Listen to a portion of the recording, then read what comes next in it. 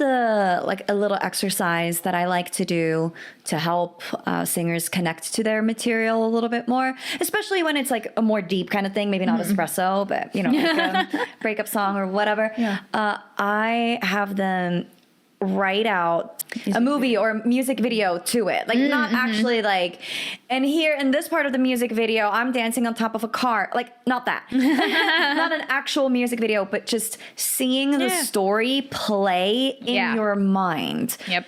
Who is there? Where are you? Who are you talking to? And who's just around as well? What are you wearing? What time of day is it? What's on your desk in your room? Like just making it really, really, really detailed. And I feel like the more details you can have in your mind, the more real it then starts feeling. It's because it's easier it just feels more real, right? Because it's like, it's all there. It's like, I can see it. It's not like, kind of whatever. Like, no, I want you to see it in your brain. Yeah.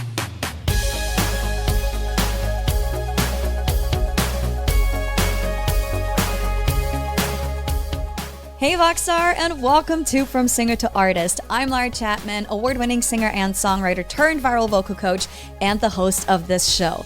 At VoxTape Studios, we help singers from all over the world level up their voices by teaching them the 3 fundamental skills all singers need: technique, awareness, and artistry. Whether you're looking to go pro or just develop your voice for fun, my team and I are here to help. Check the link in the description to book your first session or grab some of our other resources. Alrighty, are you ready? Let's get started. The voice is a super unique instrument in the sense that we have words that we can use, unlike any other instrument, which means telling stories with our singing is hopefully the main objective when we're performing, when we're sharing our singing. Something I never learned, or I mean, I did eventually learn it, but very late in my journey. But it's important that we are telling stories and that we can emotionally connect to ourselves, to the song, and therefore also to our audience. So today, together with Coach Juliana and Coach Emily from our team, we're going to be talking about how to emotionally connect to your song so that you can leave a lasting impression with your audience. And not, because I feel like, okay, what, here's the thing, right? Like you're scrolling on Instagram, right? And it's like an amazing singer and you're like double tap, wow, lovely, amazing, scroll, 3 videos later, another amazing singer, wow, love it, double tap, moving on. But like you don't remember any of these singers. Like you might remember their faces, but you don't know their names or anything really. You're not invested. But if you see a video where you're like, oh my God, like there's something like special about this. And it's not like that was the craziest riff I've ever heard. Not usually. It's usually something like that connects to you more deeply. That's when you get invested.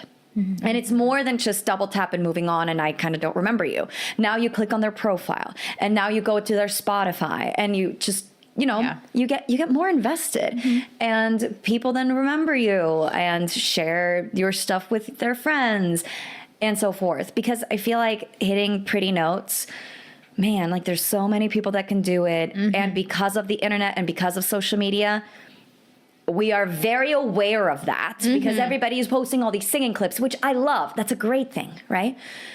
And also it's more than just hitting pretty notes. Oh, yeah.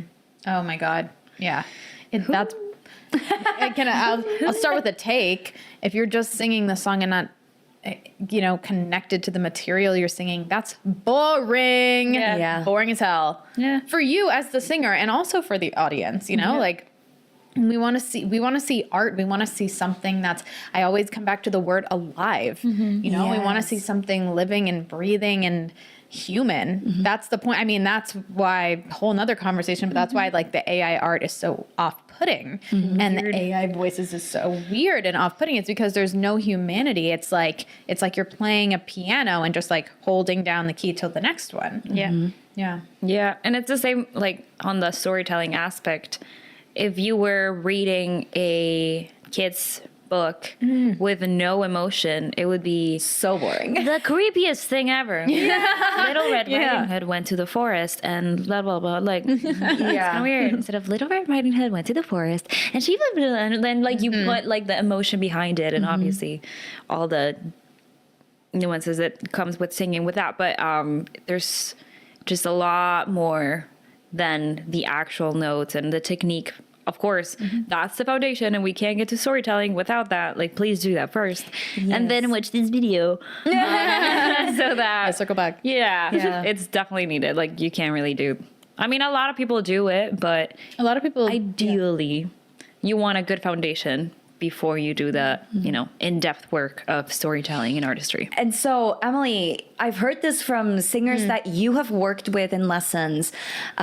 Sometimes, like, yes, totally, Juliana, I 100% agree. I do it backwards. And sometimes you do it backwards to get them to do the technique that you're trying to get them to do. Oh, Can you elaborate a little bit on that? Absolutely. There are a couple people specifically I have, because there are some people who come into lessons and are like, I want to sing every song, and I'm so excited, and I have 10 songs in my mind, and I want to sing, and I have my guitar with me, and I just want to jump right in. And that's like awesome. I love that energy. It's really fun to bounce off. I find that, so one of my intentions with any student, I think the point of all of this is to love music. Yeah. It's like that feeling. I don't know if you guys get this as teachers, but like when I was just at a concert, we were just at a concert, and then I was just at another concert, and I just like took a second and I looked around and like, all these people are singing. All these people are singing. We're brought together in this community by music. It's this universal language. I remember at the Beyonce concert, there was somebody right behind us. There was this one song, and this lady was just screaming. Yeah. She was so excited about it. And we were like, girl, get it. Yeah. Did it sound great? Absolutely not. Who cares? Nobody cares, though. Yeah, that's not the point. Joy. It's the joy. Yeah. So having joy in music, and I'm a very academic person, so I'm like, let's get into it. What's my tongue doing? What's the closed quotient of my freaking vocal folds? I want to know where I love all that stuff. And I know students who do, and I also know students who they're like, no, let's do a quick warm up, and like, I have like 4 songs I want to do today. Yeah. Right. And like, obviously it varies, but yeah, I will like let that be the ticket in, because I think technique and artistry are 100% intertwined. Yeah. 100% intertwined, because you need that foundation in order to sing, it's like, in order to, I can compare it to dancing because it's something physical. Like in order to be able to, hold an arabesque, right, with your leg out behind you, you have to train those muscles to know how to do that. You can't just like stick your leg out and hope that it stays. Yeah. Right? Yeah. Like it is actually a lot harder than it looks. They work so hard to make it look so easy. Oh my God. In college, it's a very humbling experience. Our warm up was like, maybe like 40 minutes. There were probably like a couple minutes of just straight crunches. Like you just go, you do it. You just like move your legs around to pretend that it's not as hard, Yeah. So like, but you have to get there in order to be able to sustain things. But yes, I absolutely work the opposite way depending on the energy that the student is bringing. Right. Because I don't want to remove the joy in the name of doing it right. Yeah. No. So for, like, as an example, maybe, if you're trying to sing breathy, for example, and it's just like not clicking with them and they just can't get that breathy sound. What you would maybe do, and please correct me if I'm wrong here, but what you would maybe do is like, okay, what's the emotion that we're trying to emit here? Sadness. Okay. Like, how do you feel? Like, what's the sounds that you make when you're sad? Pretend like you're really sad singing the song, and they kind of like automatically go into a more lighter, breathier kind of tone. Exactly. I connected to something there. I've been saying this. You're already doing everything you need to do to sing. Some things take more specificity, right? But and more effort to sustain because we're taking it out. But yes, like exactly that. I had someone I was working with, and we were working on the rhythm, and it was like she was right on the beat, but you kind of needed to sit back in it a little bit. It's one of those things that is a feeling and a vibe, and if on paper it was totally right. And then I was like, well, okay, let's like try to capture the essence of the song. Why don't you sing it like you're a snake? Not like the whole time, but like just imagine like you're a snake in the grass, and then you see your prey, and then you wait, and then you attack. Yeah. Right? I love that. And because there was that like hesitance in the like you wait, you see, you patient, you hold back on it, and then you can forward phrase the next part, like it connects you to the technical aspect without getting in your head about, I'm gonna be breathy right here and then slowly firm up my voice as I get higher. Now I'm at the climax, Yeah. So I absolutely will do it backwards or just in that opposite order.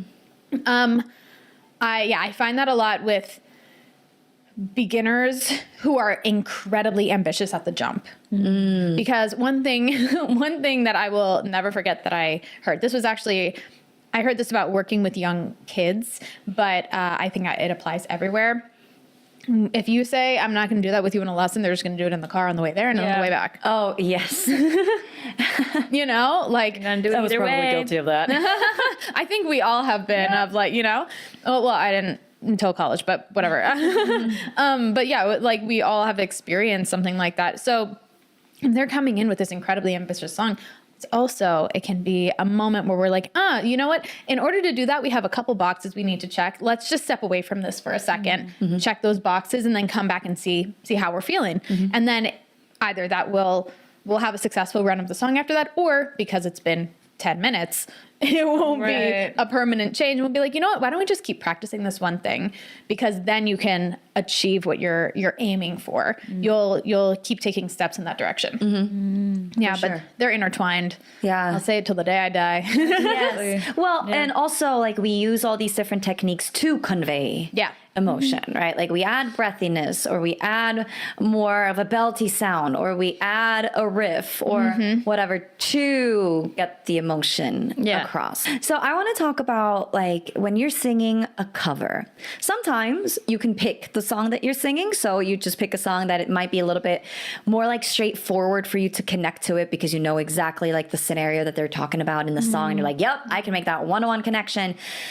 Sometimes you're singing a song where it's a little bit more like personal experience is not quite there. It's a little bit more far-fetched. Right. So this is actually something Coach Emily, you and Coach Kate were in musical coaching theater, me. we were exactly when I was doing the On My Own that song, and it was a musical theater episode. Go check it out. I like them teaching me how to sound more musical theater. Anyways, and you were or I think Kate was asking me, like, can you relate, like not receiving the love back from somebody that you loved very much? And I'm like, actually. No, I'm pursued. Everybody I'm courted. loves me. No, like, I mean, not in a romantic way. I never experienced that, but like in friendship ways, absolutely. I was heavily bullied in school, right? So that's another form of love. What we ended up connecting with was, I was like, well, have you ever wanted something that you could just couldn't get? Exactly. And I think as oh my God, as artists, like, hello, that's the job. The job is going back to therapy and being like, I'm okay. And I'm going to keep saying it out loud. Yes. You know, until I believe it. Until I believe it, and then eventually you do. Right? Yeah. So what are some things that we can do to connect to a song, even if it's not like I have lived exactly through what this person is singing about? And sometimes that's also like you broke up with your boyfriend yesterday and you're singing a breakup song today, and that's not safe for you emotionally. I actually think that's a huge thing. You want to, whatever you're, however you're relating to your material, you need to be able to finish your song and go, la la la la la la. Yes. Like you need to, you need to. There needs to be a connection, but also you need to be able to disconnect from it. Absolutely. Rachel Bay Jones played the mom in Dear Evan Hansen, and she came to my undergrad to do a master class, and she sang this very, very emotional song towards the end of the show. And she would just be like a puddle after that. And she would go off stage, and her dresser, she had a quick chain, her dresser would whisper a new joke to her every single time, just to laugh. Yeah. Because you got to snap out of it. Yeah. It's not safe. It's not safe. Yeah. You are not, you're not a better artist for thinking that you're method. You're not a better artist for going through pain. Like that does not make you harming yourself and the people around you in the name of art does not make you better. It makes you hard to work with. Yeah. Oof. And I think it's a good method to not be like, okay, I have to feel it immediately and like resonate. Like, no, you can learn how to, in a way, act you know, the feeling or portray the emotion without it being like, I am so heartbroken, I'm going to cry. Oh, yeah. So like what I do, it's like, especially with younger students, I'm like, you have not lived yet. Oh, Like, yeah. and you're Or, singing you're like 12 years old and you write like these crazy, like, he cheated on me I'm kind like, of songs. okay, And I'm like, what are you sure. No, I'm like, okay, let's pretend. Like, let's imagine, let's pick a movie character or like a TV show that you really like, and then let's like put yourself in those shoes and like, what do you think you're feeling? And let's name those feelings and what do they look like? And then your facial expressions are gonna mimic that in the song, in the lyrics. So the way you say face, it's gonna change the tone and like the, you know, feeling that you're giving it. So I think it's a good thing to think about for people. Emotion doesn't have to be like the real feeling all of the time, because that's also really hard.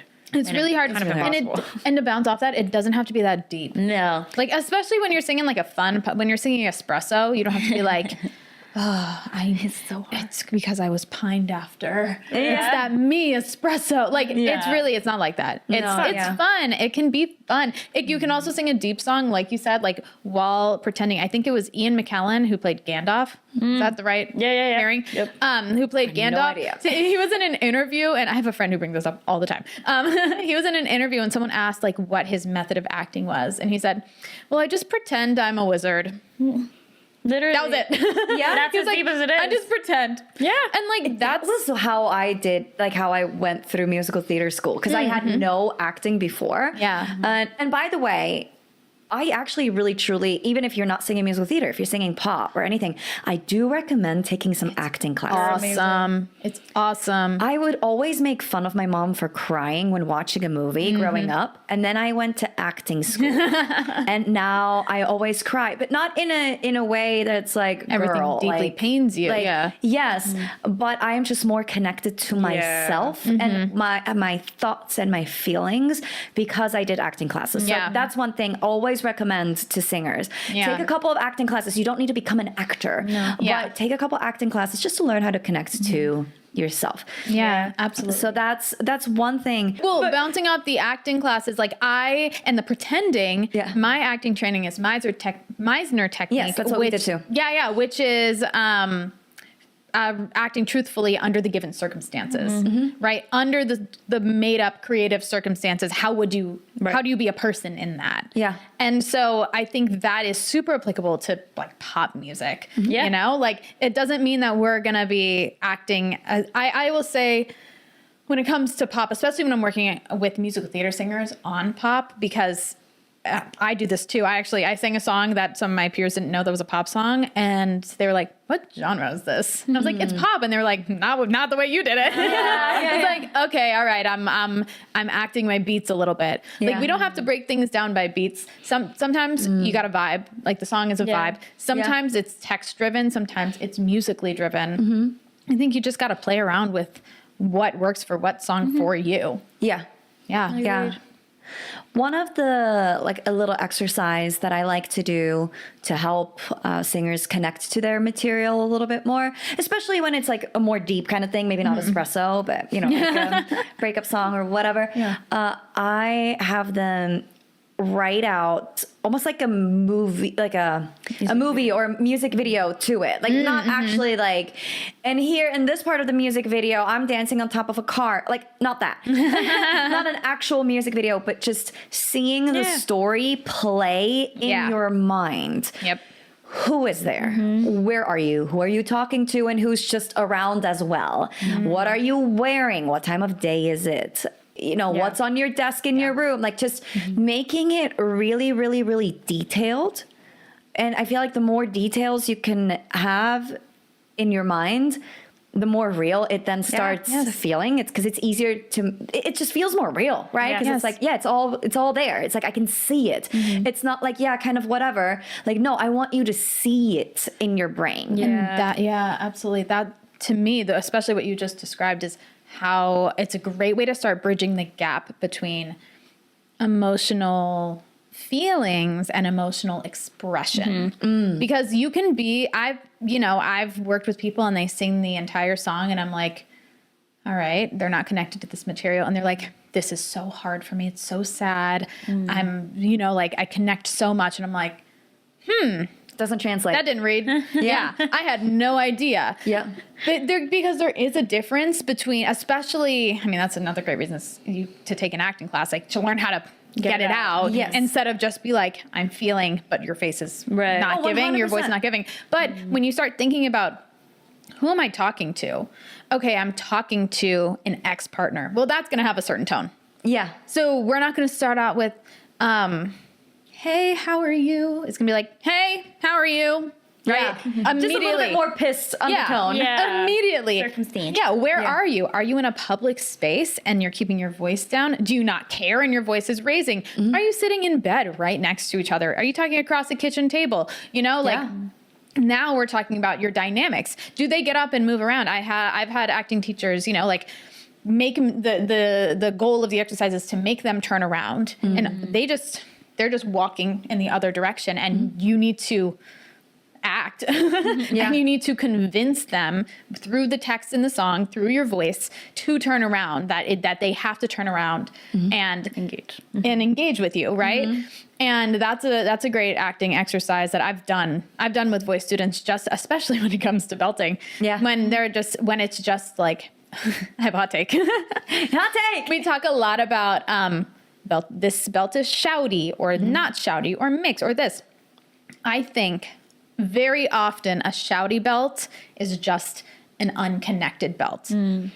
You're going through the motions of belting. You're doing the volume, you're doing the ab engagement, you're doing the airflow, you're doing the mix enough, but it's reading as this. Yeah.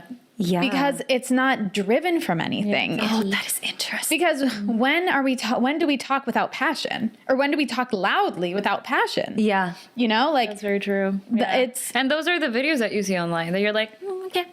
Exactly. Because you're doing all these runs, you're doing these crazy high notes and whatever, but there's like nothing behind them. Nothing going on. So, or maybe there is, but it's not translating. Maybe there is, but it's not translating vocally or on their face. Yeah. Well, Juliana, you're working with Angelica all the time.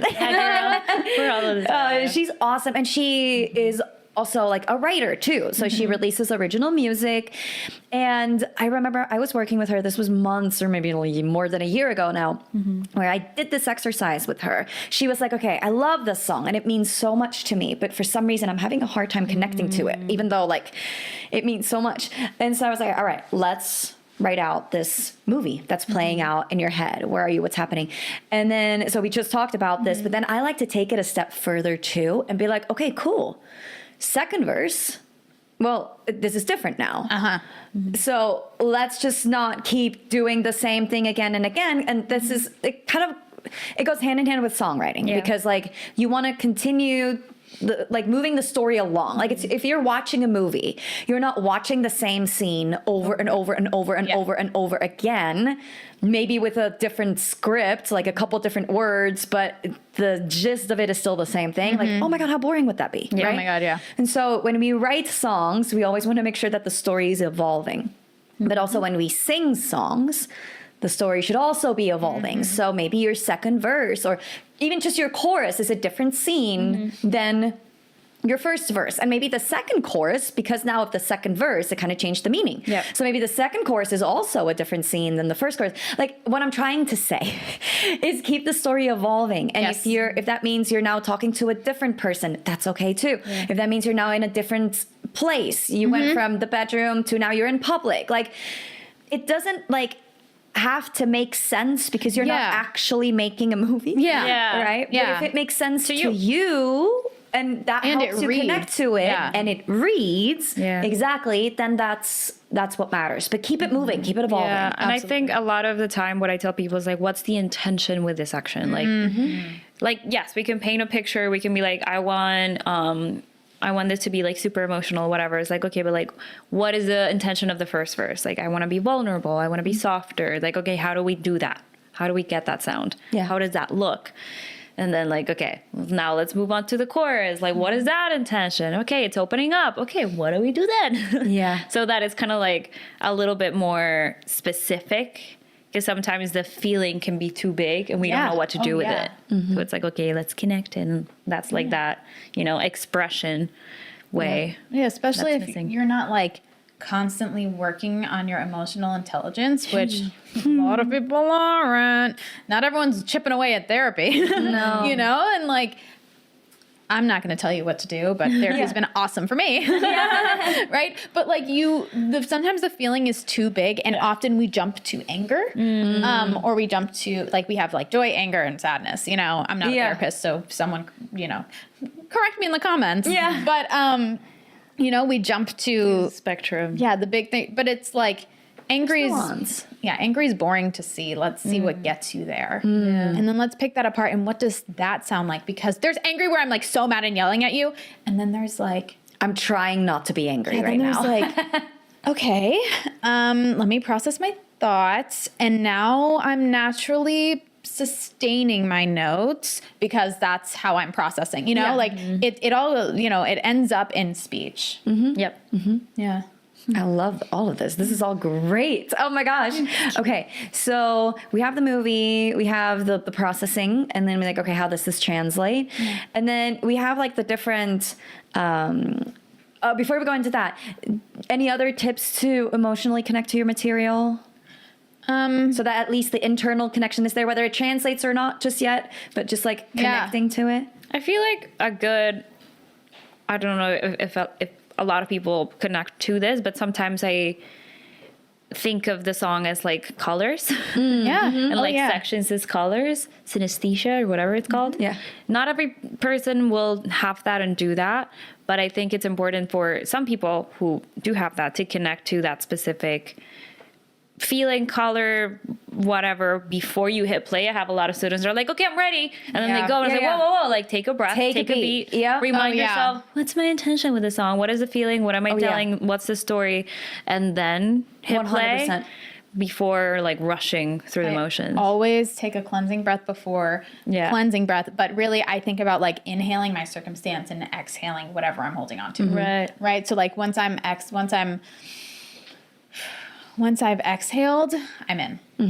I'm in. And it's not always pop, or it's not always musical theater where I do that. Like sometimes it's pop.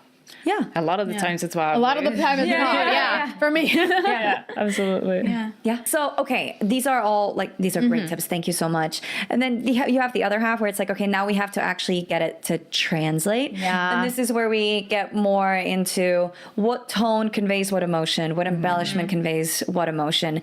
And I think that's a whole separate episode. Yeah, I think so too. So if you don't have anything else, I think we're going to end it there. Yes. I have a quick thing. Yeah. Two things. One is really short. One, but it falls under the umbrella. Okay. Sometimes, I think it goes back to when I mentioned, are you going to be text forward or musically forward, or like how are you leading your emotional expression? Like for me in rock songs, as a general rule of thumb, you start big and then you pull it back and then you get big again and then you pull it back. And it's a lot of like that sort of back and forth. So going back to when you talked about like the arc of a song, not every journey is this, which is not what you said. But I want to use my hands on camera.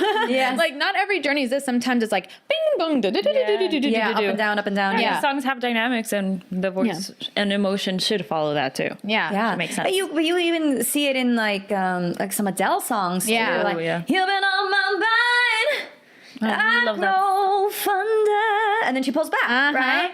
And then she builds it again. Yeah. So it's just up and down, up and down. Keep the energy ping from pong. Yeah, like I was working with someone and they just couldn't quite get the start of this song. They were like, I feel like it's a little flat, and if it's not flat, it's boring. I was like, I feel good. Yeah. Start your song as if that's how you're starting. And it just like made the song electric, you know? Yes. And it's like, sometimes you can just go for the vibe. Yeah. Sometimes you can go for the vibe. And if you're specific in what you're trying to convey, it'll read. Well, and guess what? Just having a good time. Yes, we'll read. Yes. Oh my God. Oh my gosh. Yeah. Like that's a sort of connection, like a form of connection too. Yeah.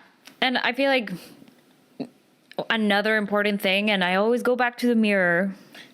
I'm obsessed with mirrors, you guys. But I mean, just like in acting, your face is part of the action and the instrument. So if you're singing a super sad song and you're like using all the techniques and being vulnerable, but your face is like this, we're not gonna feel it. And that might go more into like the actual, you know, putting in action the feeling, but use your face. Like if you're mad, how does that look like? If you're sad, how does that look like? If you're happy, how does that look like? Just like really learn how to move your face. That was something that I learned the end of undergrad. Because musical theater trained, and then I was filling out my book and I had some rock in there, and I am used to being very text forward. I'm not showing my technique on my face, right? So it's kind of a little different because I was showing my acting on my face, but I wasn't showing my technique on my face. And I sang this rock song and I was like, this just isn't reading right. And then I re-recorded it, but I pretended like it was hard. And I was singing my little less conversation, right? And like just like going for it. Like I sang Barracuda for something and I like leaned back and tilted the mic up and like I can do it right here. Burn, burn, burn, right? Like You don't and I'm doing the exact same thing as if I were like slamming it. I just had this conversation with someone where it's like, sometimes you got to put on a show. And that tells the intention as well. Yes. Because if you're not believing that it's a powerful no, then no one will. Yes, exactly. Yeah. Like, are you sending the energy through it? Yeah. I love that. I love that. That already goes into performance, but it's a very important part of this of this topic. Because again, at the end of the day, it has to read. Yeah. Yes. We want to watch something fun. Yeah, we want to have a good time. Yes, I love it. Awesome. Very cool. Thank you, ladies. Yeah. Thanks for being here. Thanks for having us. Yes, of course, of course. Thank you for tuning in. I hope this was helpful. If there's anything we can do to help, you know where to book a session. We're happy to help you out. Other than that, we'll see you in the next episode. Alrighty, bye. Bye.